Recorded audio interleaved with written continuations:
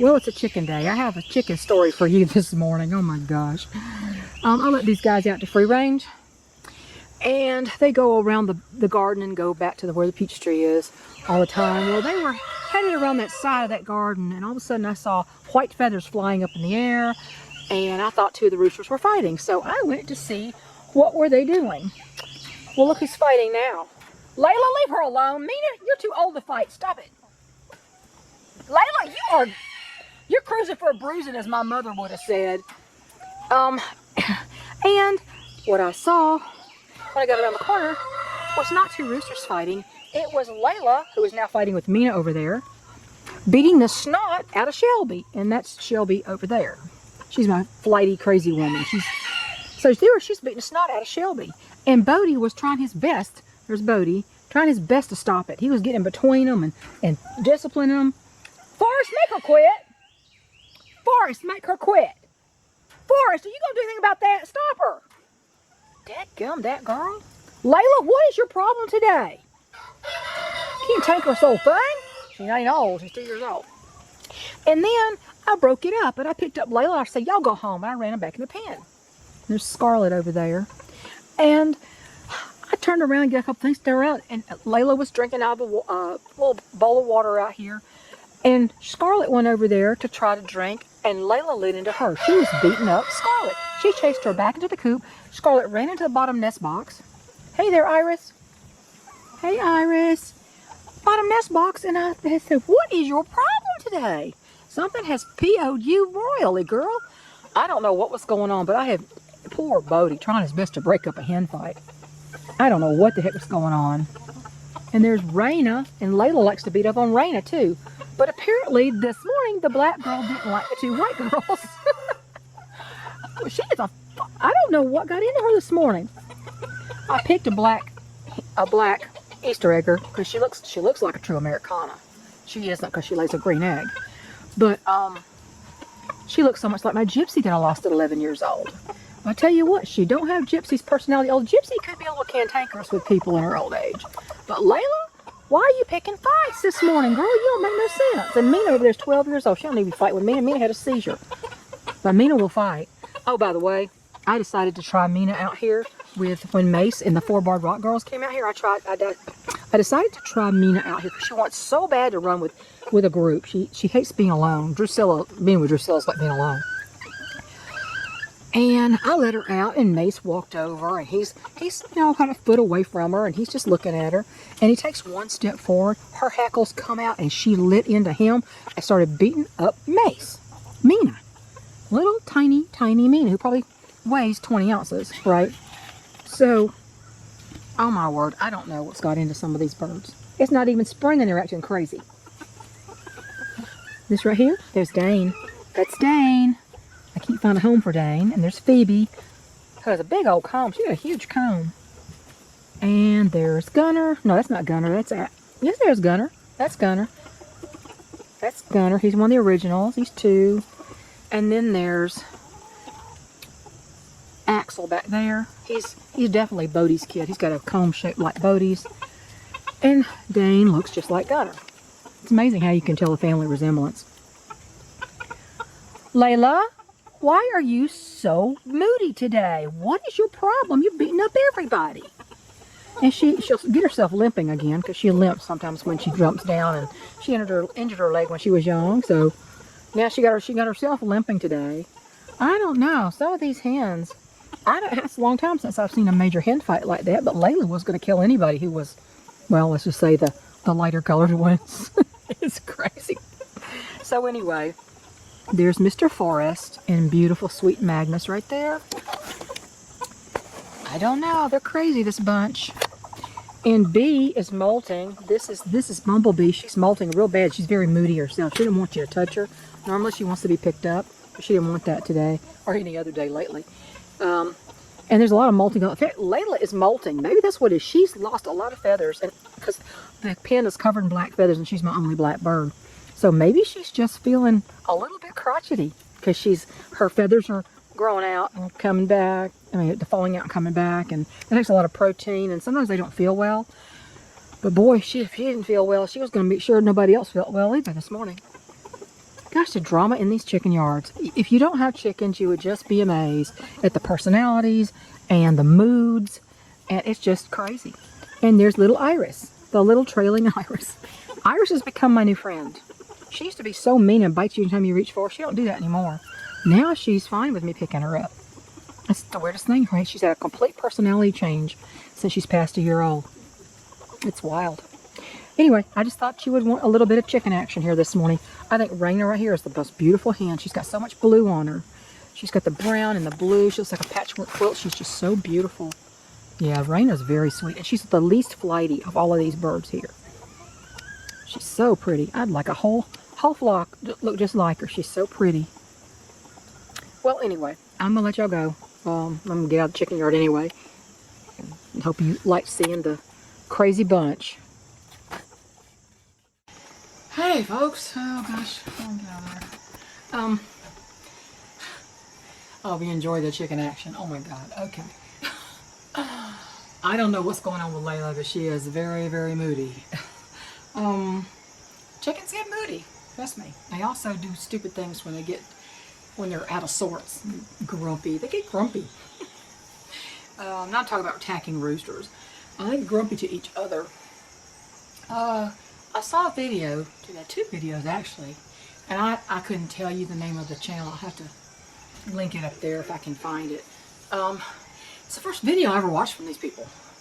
And they were talking about how they're going to have to leave their property because of the town. And I take it that they have, this is the cabin, the place they're talking about is a secondary, it's in New England, it's a secondary cabin that they've been renovating and everything. It's out in the middle of nowhere. And they have their main house, which is another cabin. It's not too far from it. And I'm gleaning all this from this one video. And then I clicked on another video and I thought it was a different story, but it's the wife or the girlfriend story. I don't know if they're married or not. And apparently there's somebody in town is up in arms over them not having a well or septic at the secondary cabin. It's an off-grid cabin. And I take it they're still in the process of doing things with it. And the townspeople have become the busybodies that we all have seen during the last 4 years of COVID crap. And I say crap because it is. People had delusions of grandeur. They thought they could control everybody else. And I'm talking about just people you know. I'm not even talking about the government. They always have a control issue.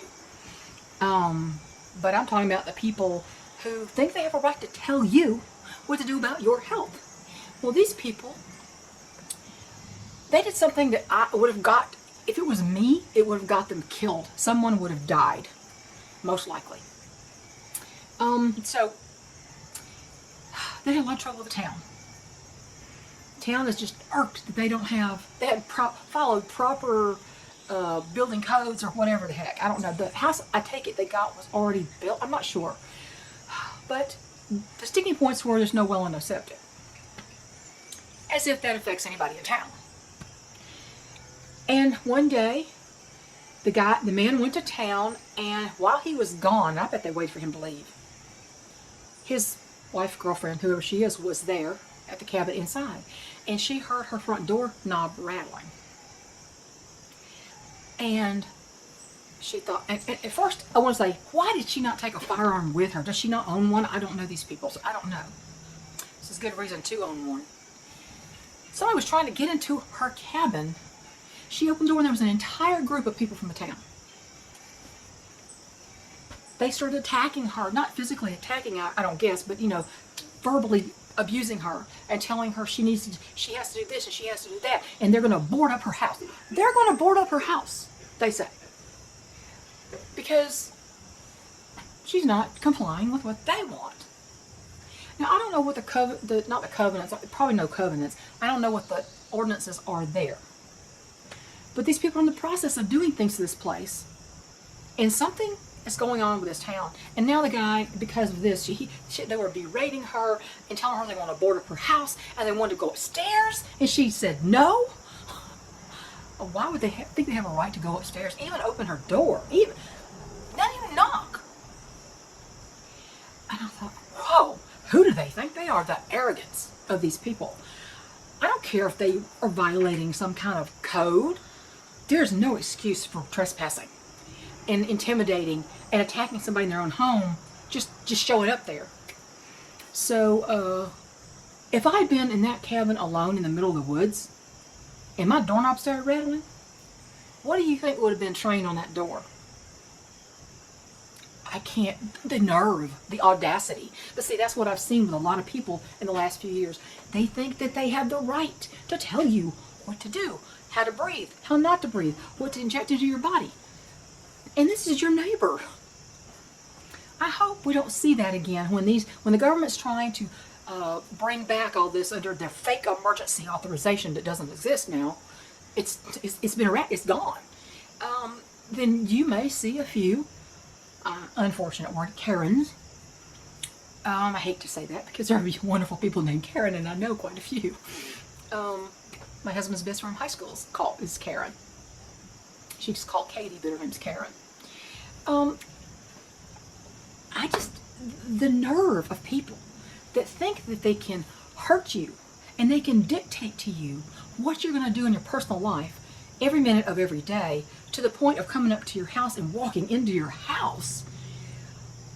I hope we don't see that again, because somebody's going to get hurt. Somebody's going to get very hurt. You know, the insanity over gun control has gotten so out of hand. I watched a report this morning.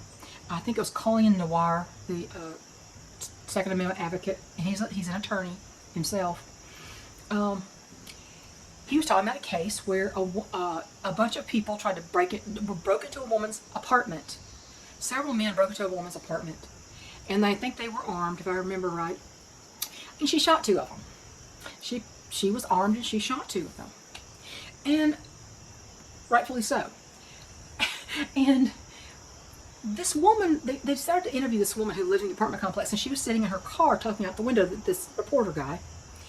And she said, "Oh, this has been always a quiet area." She said, "You know, I still don't like guns. I still don't think, I don't know, I can't remember how she worded it. She's still against guns. And to see this, we should do something about those." Do what? And then she proceeded to say, "Well, I just mind my business and I stay close to home." I'm thinking, lady, the woman was attacked inside her home. They broke into her home. And you don't like guns? The people who broke in had guns.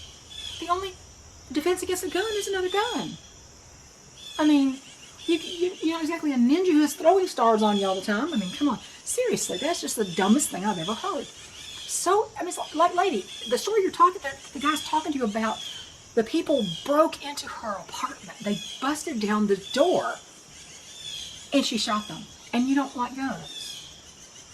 I love them, truthfully. I love them. I love them, love them, love them, love them. They're the great equalizer. Our Second Amendment is what keeps us able to keep our other rights.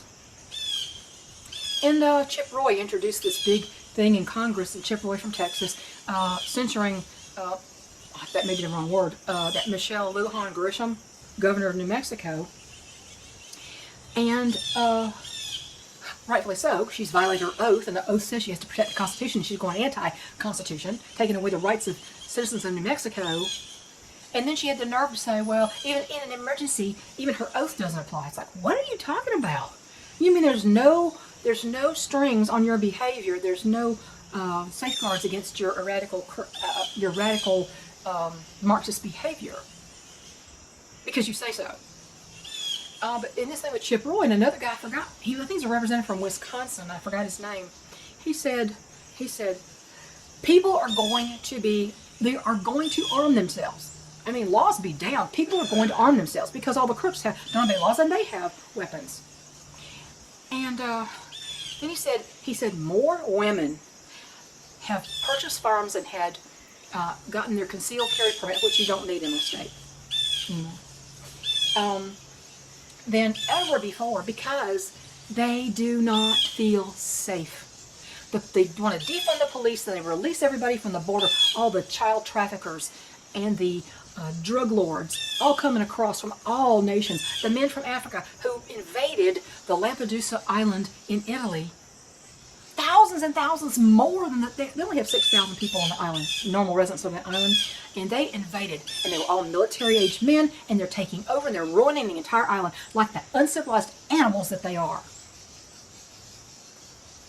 You remember President Trump got in such trouble when he said they're all these people coming from what he called shithole countries, excuse my language. That's what you get when you let these people in. I have a radical approach. You don't let them land. They come onto your shore, you have people watching, and when these boats of these invaders, not migrants, invaders, come to your shore, you say, don't step off that boat. If you step off onto the shore, you will be shot on sight. Say, you wanted to be on a boat? Cast back off and go somewhere else. I'm all for that. Okay, so sue me.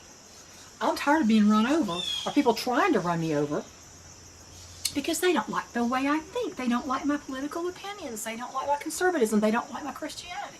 They don't like any of that stuff. They don't give them the right to do a dang thing to me.